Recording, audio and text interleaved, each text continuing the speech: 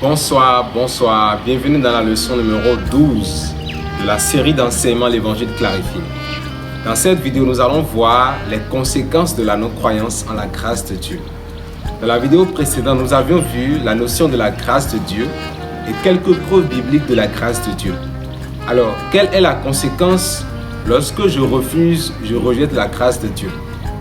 Lorsque nous rejetons la grâce de Dieu, cela voudrait dire que nous essayons de nous sauver par nos efforts. Et il n'y a pas de mélange dans cette affaire. Soit j'accepte que Jésus me sauve, soit je fais mes efforts pour aller au ciel.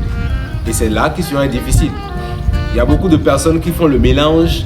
Et quand vous venez dans des églises évangéliques plutôt, il y a des gens qui vous parlent de « Ah, vous êtes sauvé par la foi. » Mais avec le temps, vous allez constater que cette foi-là, c'est vraiment une œuvre. Ce n'est plus une foi.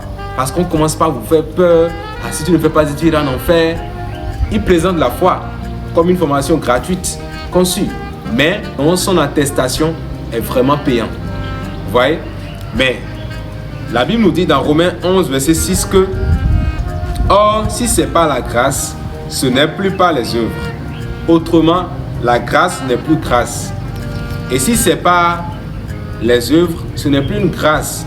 Autrement, l'œuvre n'est plus une œuvre. » Il n'y a pas que je suis sauvé par Jésus-Christ et que non, mais je dois faire des efforts pour aller toujours au ciel. C'est vrai, les bonnes œuvres ont leur place et nous allons revenir sur ça. Nous ne devons pas obéir à Dieu parce que nous avons peur d'aller en enfer.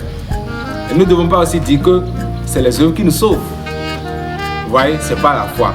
Alors, lorsque quelqu'un rejette la grâce de Dieu, Dieu retire le don de la vie éternelle.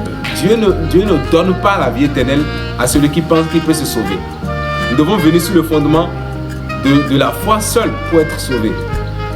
Et c'est pour cela que nous devons nous repentir.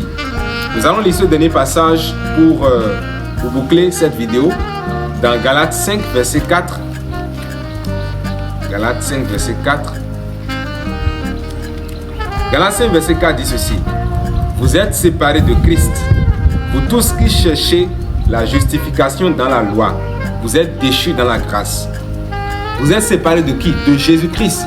Tous ceux qui cherchent à se sauver par la loi sont séparés de Jésus.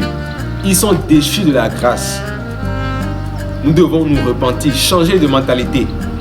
Qu'est-ce que la repentance? Nous allons parler de cela dans la prochaine vidéo. La repentance qui mène à salut. Qu'est-ce que la repentance qui mène à salut?